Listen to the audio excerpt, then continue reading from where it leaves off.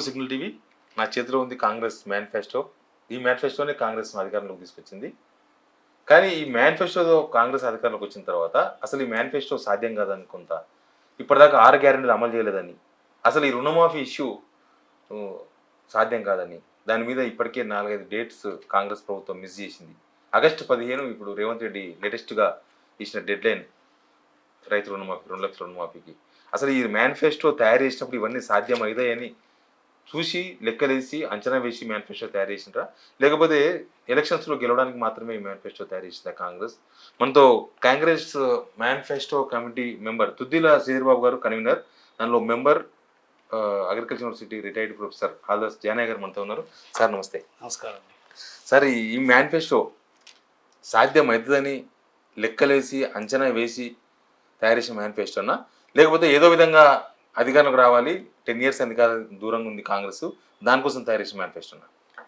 ఇది అంటే మీరు ఒక్క మాటలు చెప్పాలంటే తెలంగాణ ప్రజల ఆకాంక్షలను ప్రతిబింబించే విధంగా, రిఫ్లెక్ట్ అయ్యే విధంగా, ప్లస్ అమలుకు 100% సాధ్యమయ్యే రీతిలో ఉండాలనే ఉద్దేశంతో దాని వెనకాల చాలా అధ్యయనం చేసి, ప్రతి అంశాన్ని అధ్యయనం చేసి, ఇది ఒక కూర్పు, ఇది ఒక ప్రజల ఆకాంక్షలతో కూడిన ఒక కూర్పు. కానీ 6 గ్యారెంటీలు ఇంపార్టెంట్ సార్. గవర్నమెంట్ రావడానికి ప్రధానమైన కారణం 6 గ్యారెంటీలు. 100 రోజుల్లో 6 గ్యారెంటీలు భర్తీ చేస్తామన్నారు, పూర్తి చేస్తామన్నారు. ఈ 6 గ్యారెంటీలు ఎందుకు 100 రోజులు అయిపోయింది, గవర్నమెంట్ అయిపోయింది, కానీ ఎందుకు సాధ్యం కాలేదు? ఇంపార్టెంట్ డబ్బులతో రిలేటెడ్ ఉన్న ఏ హామీ కూడా ప్రభుత్వం ఇప్పటిదాకా అమలు చేయలేదు. మహిళలకు ప్రతి నెల 2,500 రూపాయలు కానీ ఇట్లాంటివి, కౌలు రైతులకు 15,000 రూపాయలు, కూలీలకు 12,000 రూపాయలు, ఇట్లాంటివి. ఇప్పుడు 6 గ్యారెంటీలతో కూడిన దాదాపు 6 గ్యారెంటీలో 13 అంశాలు ఉంటాయి. 13 అంశాలతో కూడిన 6 గ్యారెంటీలు 100 రోజులలో అమలు చేస్తామని స్పష్టంగా చెప్పిన మాట వాస్తవం. అమలు చేయటం అంటే ఏమిటి, దాని అర్థం అనేది ఫస్ట్ ఈ ప్రాసెస్ అనేది మొదలు కావాలి. అమలు కాగానే ఇట్లా మనం అకౌంట్ కాదు కదా ఆర్టీజీఎస్ ఇట్లా కొట్టగానే ఇమీడియట్గా పోవడానికి ప్రాసెస్ అనేది మొదలైందా కాలేదా అనేది ఇంపార్టెంట్. ఇప్పుడు మనం ఒక్కొక్కటి చూసుకుందాం. ఏదైతే ఇమ్మీడియట్గా అమలు చేయాలో అది వితిన్ 2 రోజులకే మనం మహిళలకు ఉచిత బస్సు ప్రయాణం అనేది అది ఇమీడియట్గా ఇది అంటే అందులో ఎక్కడ ఎలాంటి నిబంధనలు కానీ ఎలాంటి గైడ్లైన్స్ ఒక విధానపరమైన ఎలాంటి ఇబ్బందులు లేవు కాబట్టి చేయగలిగారు ఇమీడియట్గా. రెండవది 10 లక్షల ఈ బీమా ఏదైతే ఉందో అది కూడా ఇంతకుముందు 5 లక్షలు ఉండేది.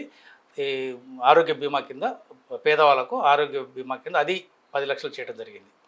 అదేవిధంగా 200 యూనిట్లు ఏదైతే ఒక క్రైటీరియా పెట్టుకున్నారు. సో పేదవాళ్ళకు దాదాపు 40 లక్షల పేద కుటుంబాలు బహుశా నేను అనుకుంటాను. సో వాటిని ఐడెంటిఫై చేసి త్వరలో చేసి దాన్ని కూడా చేయడం జరిగింది. 200 యూనిట్స్ లోపల వరకు 0 బిల్లు. అదేవిధంగా సిలిండర్లో కొంచెం డిలే అయింది మాట వాస్తవం. ఎందుకంటే దాని ఐడెంటిఫికేషన్ ప్రాసెస్ మొదలుపెట్టడం అనేది అమలు కిందికి వస్తుంది. ప్రాసెస్ మొదలుపెట్టిన కాడి నుంచి ఎండ్ వరకు బెనిఫిషరీకి డెలివరీకి మధ్యలో కొంత టైం ఉంటుంది. ఆ టైంను కూడా చూసుకోవాలి. ఈ 100 days లోపల ప్రాసెస్ మొదలు పెట్టామా లేదా అనేది ఇంపార్టెంట్. కొన్ని 100 days లోపల డెలివరీ కూడా అవుతాయి బెనిఫిషరీస్కు. కొన్ని ఈ అధిక అడ్మినిస్ట్రేటివ్ ప్రాసెస్లో కొంత డిలే అవుతుంది. అది కూడా సంవత్సరాలు కాదు, కొన్ని వారాలు కొన్ని రోజులు డిలే అయితే మాట వాస్తవం. అంతే తప్ప 100 daysలో ప్రాసెస్ ఇనిషియేషన్ నుంచి డెలివరీ వరకు అంటే బెనిఫిషరీకి అది అందే వరకు 100 daysలో కావాలంటే కొన్ని అయితే కొన్ని కావు. కానీ మొదలు పెట్టామా లేదా అనేది చాలా ముఖ్యం. సో ఇందులో దాదాపుగా మీకు ఎక్కువ భాగం మొదలుపెట్టారు. ఇక మొదలు పెట్టని కూడా ఏంటంటే స్పష్టంగా ఆ రోజు కూడా చెప్పారు 100 రోజులకు ఎక్సెప్షన్ ఏంటంటే ఏదైతే మనం రైతులకు 500 రూపాయలు బోనస్ ఇస్తామన్నామో, మద్దతు ధరపై ప్రతి క్వింటాలు వరి ధాన్యానికి 500 రూపాయలు ఇస్తామని ఏదైతే చెప్పామో అది వచ్చే ఖరీఫ్ నుంచి అని మనం స్పష్టంగా చెప్పాము. అంటే ఖరీఫ్ అంటే రేపు జూన్ జూలైలో మొదలుపెట్టి అక్టోబర్ నవంబర్లో హార్వెస్ట్ అవుతుంది. మనకు అక్టోబర్ నవంబర్ మార్కెట్లో ప్రభుత్వం సేకరిస్తుంది. అవన్నీ 6 గ్యారెంటీలో భాగమే కదా సార్ మీరు చెప్తున్నా? అంటే అదే 500 రూపాయలు బోనస్, వ్యవసాయ కూలీలకు 12,000 రూపాయలు. అంటే ప్రాసెస్ మొదలు పెట్టాలంటే మనం అది చెప్పాము. అంటే మనం ఏం చెప్పామంటే వ్యవసాయం సంబంధించిన వచ్చే ఖరీఫ్ నుంచి ఇస్తామన్న ఏంటంటే అందులో ఈ 100 రోజుల కింద 10 రావు. అవి మనం చెప్పడమే వచ్చే ఖరీఫ్ అని చెప్పాము. ఇది 100 days కాదు ఇది, బట్ ప్రాసెస్ మాత్రం మొదలవుతుంది. మరి బెనిఫిషియరీ మనకు హార్వెస్ట్ అయ్యేది ఎప్పుడు? మనకు అక్టోబర్ నవంబర్లో, సేకరించేది ఎప్పుడు? అక్టోబర్ నవంబర్ వరకు వెయిట్ చూడాలన్నా. ఇవైతే ఇమీడియట్గా అయితే మనం ప్రొక్యూర్ చేసుకోలేము కదా ఆ ప్రాసెస్ మొదలు పెట్టడానికి. సో కాబట్టి అది స్పష్టంగా చెప్పారు. అందులో ఏమాత్రం తేడా లేదు. 500 రూపాయల బోనస్ అనేది స్పష్టంగా ఇవ్వటం ఖచ్చితంగా ఇస్తామని చెప్పారు. అది భాగమే. అదే చెప్తున్నాను. ఆ 6 గ్యారెంటీలో ఉన్న కొన్ని అంశాలు 100 రోజులలో మనకు ఇమీడియట్గా డెలివరీ అయ్యే అవకాశం లేదంటున్నాను. నేను ప్రాసెస్ మొదలుపెట్టడం వరకే చేయగలం. డెలివరీ కావటంటే ఇది అగ్రికల్చర్ సీజన్తో లింక్ కదా అది. ఇప్పుడు మనం జూన్లో స్టార్ట్ అవుతుంది ప్రాసెస్, ఏది వ్యవసాయ సీజన్. మనకు పంట వచ్చేది ఎప్పుడు నవంబర్ అక్టోబర్లో. ఆ నవంబర్ అక్టోబర్ సేకరణప్పుడు ఇవ్వకపోతే అప్పుడు ప్రశ్నించాలి ప్రభుత్వాన్ని. ఒక పాలసీ పరమైన విధానం అనేది తీసుకున్నారు, ఇవ్వడం అనేది గ్యారంటీ. కానీ ఎప్పుడు ఇవ్వాలంటే ఆ డెలివరీ రావాలి కదా అది ఆ తర్వాత ఇచ్చేది అంటే ఖరీఫ్ నుంచి. అదేవిధంగా రైతు భరోసా కింద ఏదైతే 10,000 రూపాయల నుండి ఎకరానికి 15,000 ఇస్తున్నారో అది కూడా స్పష్టంగా ఈ రబీ సీజన్ వరకు యథాతథంగా రైతు బంధు నడుస్తుంది. దాని ప్రకారం ఇచ్చారు. 92% రైతులకు ఆల్రెడీ అందింది. మిగతా 8% రైతులకు కూడా ఇస్తామన్నారు. ఎంత ఏం లెక్క సార్? ఈ రైతుల విషయంలో మాట్లాడతాం, తర్వాత నేను ఇంకొక సబ్జెక్ట్ మీద మాట్లాడతా. రైతుల విషయంలో ఓనర్స్కి, కౌలు రైతులకు, భూ యజమానులకు ప్లస్ కౌలు రైతులకు ప్లస్ వ్యవసాయ కూలీలకు ఎట్లా ఏ లెక్కన ఇస్తారు? ఒకే భూమిలో రైతు కూలీకి, కౌలు రైతు ముగ్గురికి ఇస్తారా? మీకు ఫస్ట్ ఈ రైతు భరోసా ఏదైతే కొత్త స్కీమ్ కింద మనం సాగు చేసే రైతులకు ఎకరానికి 10,000 నుంచి 15,000 రూపాయలు. అదేవిధంగా కౌలుదారులను పూర్తిగా విస్మరించింది గత ప్రభుత్వం. కౌలుదారులు అసలు రైతులే గారు అని చెప్పారు. కానీ కౌలుదారులే ముందు ఇంకా వాళ్ళ ప్రాముఖ్యత పెరిగే అవకాశం ఉన్నది. ఇప్పుడు కూడా చాలా ముఖ్యమైన పాత్ర పోషిస్తారు. కాబట్టి కౌలుదారులకు కూడా మనం రైతు భరోసా కింద ఇస్తామని చెప్పాము. అదేవిధంగా వ్యవసాయ కూలీలను మనం అసలు కంప్లీట్గా కేవలం ఆనాడు ఒక 20 సంవత్సరాల కింద ప్రవేశపెట్టిన మహాత్మా గాంధీ ఉపాధి హామీ పథకం కిందనే మనం 100 రోజులు ఇస్తారు. అది కూడా 150 రోజులు పెంచుతున్నారు. అది కాకుండా ఇక వ్యవసాయ కూలీలకు ఎలాంటి మనం ప్రభుత్వం తరఫున ఎలాంటి లబ్ధి పొందే అవకాశం లేదు. వాళ్ళను కూడా ఎట్లా సాధ్యం సార్? ఒకే పొలంలో అదే చెప్తున్నాను మీకు, అదే చెప్తున్నాను. ఒకే పొలంలో కౌలుదారులకు, ఓనర్స్కి ఎట్లా ఇవ్వాలనేది ఇప్పుడు ఇష్యూ. దానికి ఆ ప్రాసెస్ ఎట్లాగో మనం నెక్స్ట్ ఖరీఫ్ నుంచి ఇస్తాం. మనం అది ఏం చెప్పాము, రైతు బంధు కిందనే ప్రభుత్వం ఏదైతే ఇప్పుడు ఇస్తుందో ఈ రబీ సీజన్ వరకు అట్లాగే ఇస్తున్నాం. నెక్స్ట్ రబీ తర్వాత అంటే వచ్చే ఖరీఫ్ నుంచి దానికి ఒక నియమ నిబంధనలను తయారు చేసి కౌలు రైతులను, వ్యవసాయ కూలీలను, సాగులో ఉన్న రైతులను కంపల్సరీగా 15,000 ఎకరానికి ఇచ్చే విధంగా అన్ని చర్యలు ఆల్రెడీ ప్రాసెస్ మొదలుపెట్టారు. దాని మీద ఆల్రెడీ ప్రాసెస్ మొదలైంది. కేవలం ఏంటంటే ఎలక్షన్ కోడ్. ఎట్లా సాధ్యం సార్? నేను అదే అడుగుతున్నా. ఒకే పొలంలో నాకు ఎకరా పొలం ఉంది సార్, నా ఎకరా పొలానికి నాకు 15,000 ఇస్తారు, ఆయనకి ఎవరికో కౌలుకి ఇస్తే ఆయనకు డబ్బులు ఇస్తారా? అదే పొలం అది ఇంకా ప్రభుత్వం అనేది వాటి మీద కసరత్తు చేస్తున్నది. డెఫినెట్గా అది అమలు చేయడం అయితే ఏమాత్రం వెనకపోయే ప్రసక్తి లేదు. కానీ మేనిఫెస్టోలో పెట్టినప్పుడు దానికి ఒక క్లారిటీ ఉంటుంది కదా సార్. మేనిఫెస్టోలో పెట్టినప్పుడు సాధ్యమా అసాధ్యమా ఎట్లా ఉంటుంది కదా. ప్రభుత్వం నిబంధనలు తయారు చేస్తున్నప్పుడు ఈ ఎలక్షన్ టైంలో మనం అలాంటివి మనం మాట్లాడుకోకూడదు. ఇవన్నీ ఊహాగానాలు అవుతాయి. కానీ చెప్పినట్టు మాత్రం మేనిఫెస్టోలో చెప్పినట్టు రైతుకు, సాగు చేసే రైతుకు 15,000 పక్క, సాగు చేస్తున్న కౌలు రైతులకు 15,000. ఒకే పొలంలో ఇద్దరికి ఇవ్వడం మీకు మీరు ఒకే పొలంలో కాదు మీకు చెప్పేది. సాగు చేసే రైతుకు, సాగు చేస్తున్న కౌలుదారులకు, పనిచేస్తున్న వ్యవసాయ కూలీలకు, ఈ 3 కేటగిరీస్ గ్రామాల్లో ఉండే రైతులకు, కౌలుదారులకు, వ్యవసాయ కూలీలకు ఏదైతే కాంగ్రెస్ పార్టీ ఏ విధంగా అయితే హామీ ఇచ్చిందో ఆ హామీ ప్రకారం వచ్చే ఖరీఫ్ నుంచి 100% అమలు అయ్యే విధంగా నియమ నిబంధనలు ఆల్రెడీ మొదలుపెట్టారు. ప్రభుత్వం కసరత్తు మొదలుపెట్టింది. ఏదైతే సాధ్యం సార్? ఇప్పుడు అందరికి అనుమానం అది. కొద్దిగా ఒక 10 రోజులు ఆగండి. ఎందుకంటే ఇప్పుడు మనం ఇలాంటి టైంలో మనం అంత మైక్రో లెవెల్ పోయి మనం డిస్క్లోజ్ చేసుకోవడం మంచిది కాదు. ఇవ్వటం 100%. మీకు మళ్ళీ రిపీటెడ్గా చెప్తున్నాను, ప్రభుత్వము చేసే ఆలోచన మేనిఫెస్టో తయారు చేసేటప్పుడు శ్రీధర్ బాబు గారి అధ్యక్షతన మేము చేసిన ఆలోచన ఒకటే. ఏమిటంటే సాగు చేసే ప్రతి రైతుకు ఎకరానికి 15,000, సాగు చేసే ప్రతి కౌలుదారుకు ఎకరానికి 15,000. సార్ మీరు మేనిఫెస్టో తయారు చేస్తున్నట్టే ఫైనాన్షియల్ మేనిఫెస్టో కదా. మేనిఫెస్టో ఫైనాన్షియల్గానే దాన్ని చేయాల్సి ఉంటుంది. ఫైనాన్షియల్ అవైలబిలిటీ లేనిది మనం మేనిఫెస్టో తయారు చేయాలి. మీరు అదే అంటున్నాను నేను. ఇప్పుడు మీరు మేనిఫెస్టో తయారు చేసినట్టు కాంగ్రెస్ భరోసా ఇచ్చినట్లుగా 15,000 రూపాయలు ఎవరి రైతుకు 15,000 రూపాయలు కదా, ఎవరి ఎకరానికి 5,000 గత ప్రభుత్వం వచ్చింది. ఇప్పుడు 7,500 రూపాయలు సీజన్కు, ఒక్క సీజన్కు 7,500, సీజన్కు 2 సీజన్లు కాబట్టి 15,000 సంవత్సరానికి. రైట్. 15,000 రూపాయలు 2 సీజన్స్ కలిపి రైతుకు 15,000 రూపాయలు ఇవ్వడం వల్ల ఒకవేళ మీరు 10 acres లోపల ఇస్తే 10 acres వరకే డెడ్ లైన్ పెడితే గవర్నమెంట్ అట్లా డెడ్ లైన్ పెట్టాలని కూడా ఏం ఇంతవరకు లేదు వాస్తవానికి. పెడితే ఈ క్రైటీరియాని తీసుకోవాలన్నాం మేము. ఏమంటే మీరు భూపరిమితిని అనేది పక్కకు పెట్టండి. భూపరిమితి అనేది సెకండరీ ఫ్యాక్టర్. ఫస్ట్ సాగులో లేని భూమిని తొలగించండి. ఇప్పుడు రైతు మనం వ్యవసాయం చేస్తేనే కదా మనకు ఆర్థిక సహాయం చేయాల్సింది. సాగులో లేని భూమిని ఫస్ట్ మనం ఎలిమినేట్ చేస్తే మీకు 45% మిగులుతుంది. అది ప్రభుత్వం ఇచ్చే లెక్కనే. ఇక పోతూ పోతూ తెలంగాణ ప్రభుత్వం కానీ ఇచ్చే ఎట్లా ఎట్లా ఐడెంటిఫై చేశారు సార్? ఇప్పుడు నేను ఈ వర్షాకాలంలో పంట వేసుకుంటా, యాసంగిలో పంట లేదు, నీళ్ళు లేవని, యాసంగిలో నాకు రైతు బంధు రాదా, రైతు భరోసా? మీకు ఉదాహరణ చెప్తాను. ఇప్పుడు 7,500 కోట్లు అనుకుందాం. 7,500 కోట్లు ఒక సీజన్కి ఇచ్చారు అంటే 10,000 లెక్కన ఈ ప్రభుత్వం ఇచ్చింది. 10,000 లెక్కన 7,500 కోట్లు 10,000 లెక్కన మనకు ఎంత అవుతుంది? 75 లక్షల ఎకరాలకు పైగా ఉంటుంది. 75 లక్షలు ఇంటూ 10,000 అంటే దాదాపుగా అంత వస్తుంది.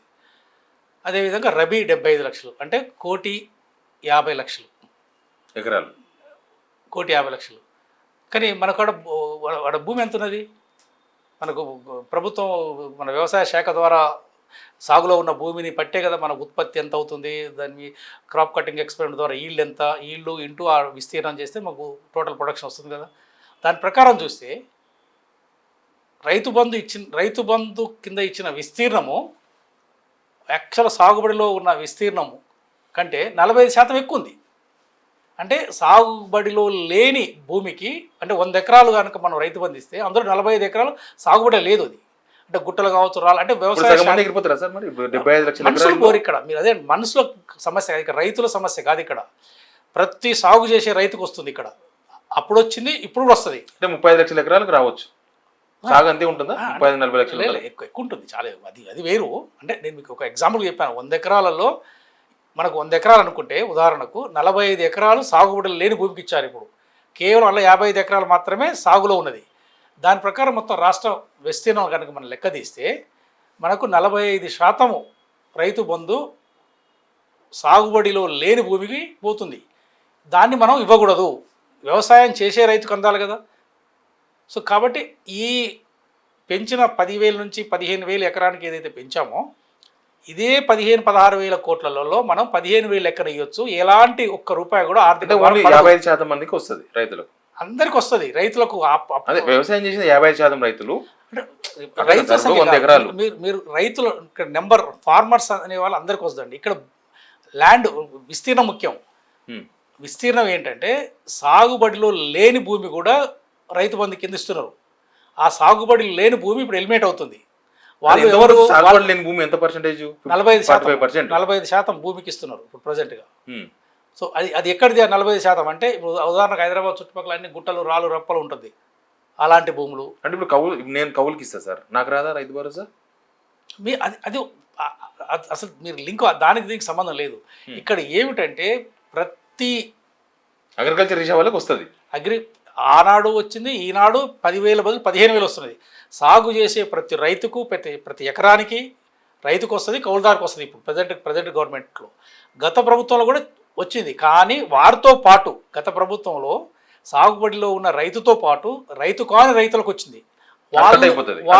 వాళ్ళని మనం ఇవ్వకూడదు అనేది రైతులే చెప్తున్నారు. అదంతా కట్ అయిపోతుంది. అది రైతు కాని రైతులకు సాగుబడి లేని భూములకు తొలగించి ఈ మిగిలిన మొత్తాన్ని తిరిగి సాగుబడి చేసే రైతులకు 15,000 ఎకరం మనం పెంచినా ఆ డబ్బులో ఎలాంటి ఆర్థిక భారం పడదు. అది నేను చెప్పేది. ఆర్థిక భారం ఎక్స్పెక్టేషన్ ఎంత అవుతుంది సార్? 15,000 కోట్లు రైతు బంధు ఇప్పుడు ఇచ్చినట్టు ఇస్తే ఇప్పుడు ఇచ్చినట్టు 15,000 కోట్లు 15,000 మనం 50% పెంచినట్టు. ఇప్పుడు 10 నుంచి 15,000 అంటే 22,000-23,000 కోట్లు అవుతుంది. కానీ అందులో 45% మీకు చెప్పాను సాగుబడి లేని భూమి రైతు కాని రైతులకు పోతుంది. సగం అవుతుందా? సగం ఇదే 15,000 ఎకరాలు 11,000 కోట్లు అయిపోతుంది. 13,000 కోట్లలో ప్రతి సాగులో ఉన్న ప్రతి ఎకరం భూమికి సాగు చేసే ప్రతి రైతుకు సాగు చేసే ప్రతి కౌలుదారికి మీకు 13 నుంచి 14,000 కోట్లలో చక్కగా రైతులు సంతోషంగా తీసుకుంటారు. ఇక్కడ ఎవరు తొలగించబడతాయి అంటే మీకు చెప్పాను కదా, రైతు కాని రైతులకు సాగుబడి లేని భూములకు మాత్రం సాగుబడి లేని భూములకు ఇవ్వకూడదు కూడా. వాస్తవానికి అది మనం చెప్పడం కాదు, అది ఇవ్వకూడదు కూడా. రైతు బంధుకు ఇచ్చే 15-16,000 కోట్లే మనం ఏదైతే రైతు కాని రైతులను తీసేసి సాగులో లేని భూమిని తీసేసి ఆడికాడికే 15,000 సరిపోద్ది. మీకు అడిషనల్ ఏం కాదు. మళ్ళీ కౌలు రైతు కూడా ఇవ్వాలి కదా, సేమ్ డబల్ కాదు. అప్పుడు అంటే కౌలు రైతులు ఎంతమంది ఉంటారు? 25 lakhs అంత లేరు. అదంతా 6 లక్షల మంది ఉంటారు. రిజిస్టర్డ్ ఉన్నారు కదా. 6 లక్షలు, కొందరు 10 లక్షలు, మ్యాక్సిమం అంటే 10 లక్షలు ఉంటారు. సో కౌలు రైతులకు ఎంత ఉంటుంది? వాళ్ళంతా 2 ఎకరాలు 3 ఎకరాలు పెద్దగా ఏమి ఉండరు. దాన్ని పెద్ద అది కౌలు రైతులు మీకు 10 లక్షలు వేసుకోండి మీరు. యావరేజ్గా కౌలు రైతులు అంటే ఎవరు? అది కూడా మీకు టెనెంట్ ఫార్మర్ అంటే ఎవరు అనేది కూడా మీరు దీన్ని అర్థం చేసుకోవాలి. ఇప్పుడు నాకు ఆల్రెడీ 10 ఎకరాలు ఉంది, నేను 2 ఎకరాలు తీసుకుంటాను, నేను 2 ఎకరాలు తీసుకుంటాను. అది కాదా కౌలు రైతు? నేను కౌలు రైతు ఎట్లయితే? కౌలు రైతు అనేవాడు ఏంటంటే డెఫినేషన్, స్వామినాథన్ కమిషన్, జాతీయ రైతు సంఘం కమిషన్ ఇచ్చిన డెఫినేషన్ ఏంటండి? కౌలు రైతు, tenant farmer is a one who tenant farmer is landless who cultivate land on lease basis. Landless, zero land అంటే నాకు భూమి లేదు అసలే, నేను మీ దగ్గర 10 ఎకరాలు తీసుకుంటాను, నేను ఐఎమ్ టెనెంట్ ఫార్మర్. నాకు ఆల్రెడీ 10 ఎకరాలు ఉంటుంది, నేను ఇంకా 10 ఎకరాలు లీజ్ తీసుకున్నాను, నన్ను టెనెంట్ ఫార్మర్ కింద ఎట్లా కౌంట్ చేస్తాం? 10 ఎకరాలు అన్నారు, చిన్న రైతు ఉండొచ్చు, 1 ఎకరా పొలం ఉండొచ్చు, ఆయన 3 ఎకరాలు కౌలు తీసుకుంటారు పక్కన, ఆయన కాదా? 1 హెక్టార్ లోపు అంటే 2.5 ఎకరాల లోపు ఉన్న 10 ఎకరాలు తీసుకుంటే అది కౌంట్ అవుతుంది. అది అంటే అందులో ఇంకా గైడ్లైన్స్కి ఇప్పుడు అంతా ఇంకా దాంట్లో నిటిగిటీస్కి పోవడానికి టైం పడుతుంది. But Swaminathan national farmers commission ఇచ్చిన డెఫినేషన్ ఏంటంటే టెనెంట్ ఫార్మర్ అసలు పొలమే లేని, ల్యాండ్లెస్ పూర్ అంటే పొలమే లేని వాళ్ళు, భూమి లేని పేదలు కౌలుకు తీసుకొని భూమి చేసుకున్నప్పుడు అతన్ని మనం కౌలుదారు అంటాం. కౌలుదారు అనే దానికి డెఫినేషన్. అంతేగాని భూమి ఉన్న రైతు, ఇప్పుడు నేను ఒక 4 జీతకాలు పెట్టుకున్న ఒక 10 ట్రాక్టర్లు ఉంటాయి, నేను 50 ఎకరాలు చేస్తున్నాను, నేను చూపిస్తే అటువంటి వాళ్ళని ఇంకో 50 ఎకరాలు నేను కౌలు తీసుకొని చేస్తాను. నేను కౌలు రైతుని అయితేనా? నాకు 50 ఎకరాలు ఓన్ ఉంది, నాకు రిసోర్సెస్ ఎక్కువ ఉన్నాయి కాబట్టి నేను ఇంకొక 50 ఎకరాలు లీజ్ తీసుకుంటా. నాకేమంటారా అంటే let us be very frank ఇది. సో కాబట్టి దాని కౌలు రైతు కిందకి రాడు అతను. కౌలు రైతులు అంటే ఏంటంటే ఇది భూమి లేని పేదలు భూమిని కౌలుకు తీసుకొని చేస్తున్నప్పుడు వాళ్ళకి మనం ఆసరా ఇవ్వాలి, వాళ్ళకి మనం హెల్ప్ చేయాలనేది ఉద్దేశం తప్ప. ఒకవేళ 3 ఎకరాల పొలం సార్, చాలా మంది రైతులు నేను ఇంకా తెలియదు, 3 ఎకరాల పొలం ఉన్నాయినా పక్కన 2 ఎకరాలు తీసుకుంటాడు లీజ్. అలాంటి భవిష్యత్ గైడ్ లైన్స్ వస్తాయి, అటువంటి నిబంధనలు విధానాలు తయారు చేసేటప్పుడు ఒక లిమిట్. ఎట్లా గుర్తించాలి? జీరో చేయాలా, లేకుంటే లేదు జీరో చేస్తే మీరు అన్నట్టు 1 ఎకరం 2 ఎకరాలు చిన్న రైతులు కూడా కౌలు తీసుకుంటారు కాబట్టి వాళ్ళని కౌంట్ చేయాలి. ఇవన్నీ మీరు ఏ లెక్క ప్రకారం కౌలు రైతులకు 15,000 రూపాయలు రాసిండ్రు అంటే రైతుకి ఎంత ఇస్తున్నాం అతనికి అంత ఇవ్వాలి, అంతే. ఏం లేదు, రైతుకు 15,000 ఇస్తున్నాం సాగు చేసే భూమికి. సో అతను కూడా సాగు చేస్తుండు, అతనికి కాస్ట్ ఆఫ్ ప్రొడక్షన్ ఇంతే అవుతుంది, అతనికి పెట్టుబడి. ఇప్పుడు ఇక్కడ అంటే ఇద్దరికి ఇవ్వాలని ఎట్లా సార్? అది నాకు ఇప్పటికీ మీరు కన్ఫ్యూజ్ అయి ఉన్నారు, నన్ను కన్ఫ్యూజ్ చేసి ఉన్నారు, రైతులంతా కన్ఫ్యూజ్ ఉన్నారు. ఒకటే పొలంలో ఇద్దరికి ఇస్తారా లేదా చిన్న క్లారిఫికేషన్ ఇవ్వండి, క్లోజ్ చేద్దాం. ఇప్పుడు మీకు ఇద్దరికి ఇస్తారా ఒకరికి ఇస్తారా అనేది కాదు, ప్రతి సాగు చేసే కౌలుదారుకు వస్తుందండి. సాగు చేసే ప్రతి భూమికి వస్తుంది, సాగు చేసే ప్రతి రైతుకు వస్తుంది, కౌలుదారు కావచ్చు ఓనర్ కావచ్చు. ఇప్పుడు కౌలుదారు సాగు చేస్తున్నాడు, రైతు నేను కౌలుదారుకి ఇచ్చిన, అప్పుడు కౌలుదారే సాగు రైతు అవుతాడు కదా? కౌలుదారు సాగు చేసే రైతు అవుతాడు. సో నాకు రాదు, అప్పుడు ఓనర్కి రాదు అంటే ఇక అంటే అది ఏమైనా లిమిటా? ఇప్పుడు ఇప్పుడు అతను కూడా ఓనరు బట్ కల్టివేట్ చేస్తలేడు, చిన్న రైతు. కొంతమంది వాటి మీద ఆధారపడే వాళ్ళు ఉంటారు. ఇప్పుడు కొంతమంది ఏంది పిల్లలు బయట ఉంటారు, కొంత చిన్న 5 ఎకరాలు 6 ఎకరాలు వాళ్ళు ఉంటారు, కౌలు మీద కూడా బతికే కుటుంబాలు ఉంటాయి. కొన్ని కౌలు వాళ్ళు సొంతంగా చేసుకోలేరు కానీ కౌలు మీద బతుకుతారు. సో వాళ్ళకు కూడా ఏదో ఒక మార్గం ఉంటుంది, వాళ్ళని ఎట్లా ఎలిమినేట్ చేస్తే చేయడానికి వీలేదు కదా. 100 ఎకరాల్లోనంటే మనం ఎలిమినేట్ చేయొచ్చు. సార్ ఇద్దరికి ఇవ్వాల్సి వస్తుంది, కౌలు రైతుకి ఇవ్వాల్సి వస్తుంది, కౌలు రైతుకి ఇవ్వాల్సి వస్తుంది, ఓనర్ చేసి ఇవ్వాల్సి వస్తుంది. చిన్న ఒక లిమిట్ అంటే 5 ఎకరాలు 3 ఎకరాలు మనం పరిమితి పెట్టుకున్నప్పుడు. సో ఈ విధి విధానాలు అనేది ఎలా వస్తే చూడాలి మనం. బట్ ఇక్కడ మాత్రం ఒకటి ఫండమెంటల్ ఏంటంటే సాగు చేసే ప్రతి ఎకరానికి వస్తుంది, సాగు చేసే ప్రతి రైతుకు వస్తుంది, కౌలుదారు కావచ్చు ఓనర్ కావచ్చు. ఇంకా రైతు కాని రైతులకు, సాగులేని భూములకు మాత్రం రాకూడదు, ఇవ్వకూడదు. ఇది రైతులే చెప్తున్నారు, రైతులు కూడా డిమాండ్ చేస్తున్నారు. ఆయన రైతే కాడు, ఆయనకి ఎందుకు ఇవ్వాలి, ఈ భూమి సాగుబడి లేదు, ఈ గుట్ట ఉన్నది, దీనికి ఎందుకు ఇవ్వాలి అంటున్నారు. సో కాబట్టి ఈ 2 అంశాలు, రైతు కాని రైతు, సాగులో లేని భూమికి మాత్రం రైతు బంధు ఇవ్వకూడదు. ఇది ప్రజలు కోరుకున్నది అదే, రైతులు కోరుకున్నది అదే, మనందరం కోరుకున్నదే. ప్రభుత్వం కూడా అలాగే చేయాలి. రైతుకు అందాలి, ఎంత ఇచ్చినా ఎక్కువనే, మనం ఎంత ఇచ్చినా తక్కువనే, ఎంతైనా ఎక్కువైనా ఇవ్వచ్చు. మనం ఇచ్చే మార్గాలు ఇవి. అంటే మనం అన్టార్గెటెడ్ గ్రూప్ని మైనస్ చేయాలి, డిలీట్ చేసే ప్రాసెస్ చేయాల్సిందే. ఎవరి అరువులో వాళ్ళకి మాత్రం ఇవ్వాలి, ఏమంటారు, ఎవరి అరువులో వాళ్ళకి ఇవ్వాలి. ప్రతి సాగు చేసే రైతుకు, కౌలుదారులకు ప్రతి ఎకరం సాగులో ఉన్న భూమికి ఇస్తారు, ఎక్కడ డిలీట్ కాదు.